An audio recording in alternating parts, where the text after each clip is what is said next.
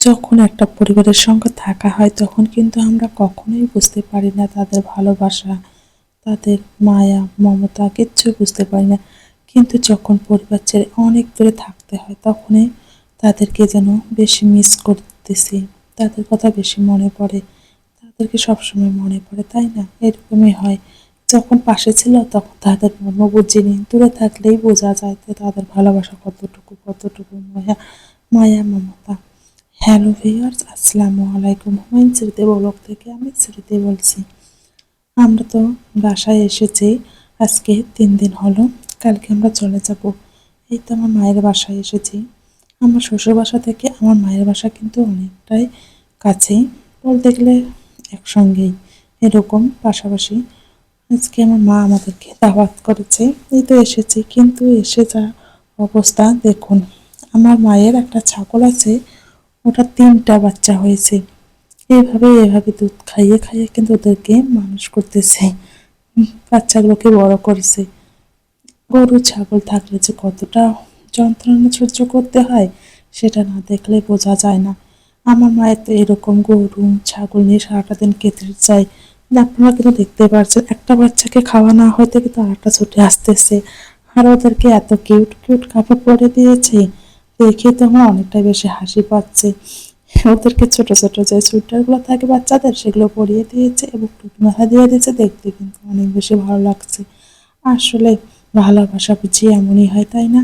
একটা মানুষের প্রতি যেমন একটা মানুষের ভালোবাসা হলে কতটা তার প্রতি মায়া মমতা জন্মনে, তেমনি একটা পশুর প্রতিও ভালোবাসা সেরকম ভাবেই দিলে অবশ্যই ভালোবাসা পাওয়া যায়। এই যে আমার মা এভাবে ওদেরকে খাওয়ায়, আমার মাকে দেখার সঙ্গে সঙ্গে কিন্তু ওরা একটা শব্দ করতে শুরু করে, মনে হচ্ছে ছুটে এসে লাফালাফি করতে থাকে যে কখন খাওয়াবে, এরকম অনুভূতি। এদিকে তো আমার মা ওদেরকে খাওয়াচ্ছিল, আর অন্যদিকে কিন্তু আমার বোন এসেছে, আমার বোন কিন্তু রান্নাটা করছে। এই তো সবাই মিলে একসঙ্গে হয়েছি, অনেক অনেক বেশি মজা লাগছে। যদিও আমার আপুরা আসেনি, আমি এবং আমার ছোট বোন এসেছে। এখানে আমরা সবাই মিলে গল্প করছি, রান্নাবান্না কিন্তু অলরেডি কমপ্লিট। এখন কিন্তু আমার মা গরুর জন্য কিছুটা পানি গরম করে নিচ্ছে।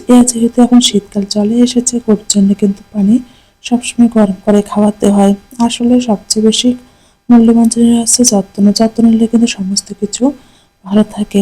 খাওয়া দাওয়া তো ডান। এখন আমরা একটু পাশের বাড়িতে এসেছি, কেননা পাশের বাড়িতে একটা বিয়ে হচ্ছে, সেখানে আমাদের দাওয়াত আছে। বিয়েটা হবে কালকে। আজকে একটু সবাই আনন্দ উল্লাস করেছে, সেই জন্য একটু সেখানে আসলাম। আর এইটা হচ্ছে আমার ভাইয়ের মেয়ে। আমার ভাইয়ের মেয়ে কিন্তু প্রচণ্ড পরিমাণে নাচতে পারে। দেখুন কতটুকু মেয়ে কত সুন্দর করে নাচতেছে, তাই না? সবাই তার জন্য দোয়া করবেন। গ্রামের বিয়ে বাড়ি মানে এরকম সবাই মিলে একটু আনন্দ উল্লাস করে, এটা দেখলে কিন্তু অনেক অনেক বেশি ভালো লাগে। শহরের তুলনায় আমার মনে হয় গ্রামীণ অঞ্চলে যেসব বিয়ে বাড়ি হয় এরকম সবাই আনন্দ উল্লাসে মেতে থাকে, এটা কিন্তু অনেক বেশি ভালো লাগে। এই তো আমার ছোট্ট ভাতিজিরা নাচ গান করেছে, নাচ গান কমপ্লিট, আমরা কিন্তু বাসায় চলে এসেছি। এরপর আর কোনো ভিডিও শুট করা হয়নি। এটা হচ্ছে পরের দিন। আমার শ্বশুর কিন্তু মুরগি নিয়ে এসেছে, যেহেতু মোরসালান চিকেন খেতে অনেক বেশি পছন্দ করে।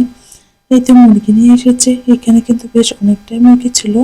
তার সঙ্গে কিন্তু কিছু চামড়াও নিয়ে এসেছে। মুরগির যে চামড়াগুলো থাকে ওগুলো কিন্তু খেতে মানে অনেক বেশি মজা লাগে। আমি যেহেতু খাই না, কিন্তু আপনাদের ভাইয়া অনেক বেশি পছন্দ করে, সেটাও কিন্তু আমি সুন্দর করে পরিষ্কার করে নিয়ে এসেছি। এখন কিন্তু আমরা অলরেডি নাচ পড়ি, কেননা আজকে আমরা কিন্তু চলে এসেছি। যেহেতু কালকে থেকেই মোরসালিনের পরীক্ষা, আমরা কিন্তু চলে এসেছি। আসার সময় কিন্তু কিছু ভাত তরকারি প্রয়োজনীয় যা যা লাগে সমস্ত কিছু নিয়ে এসেছি।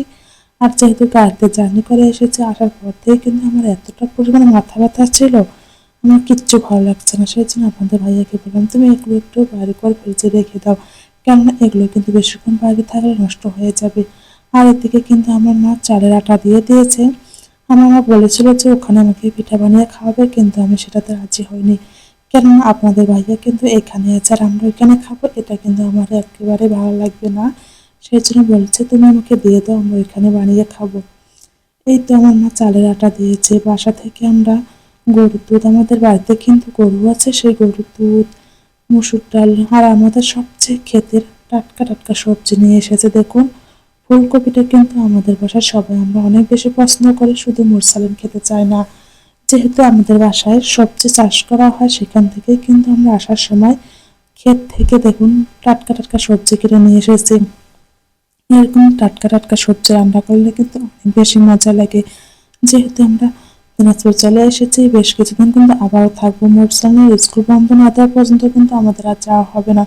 আর ততদিনে হয়তো আমাদের কপি শেষ হয়ে যাবে, সেজন্য কিন্তু বেশ কিছুটা নিয়ে এসেছি।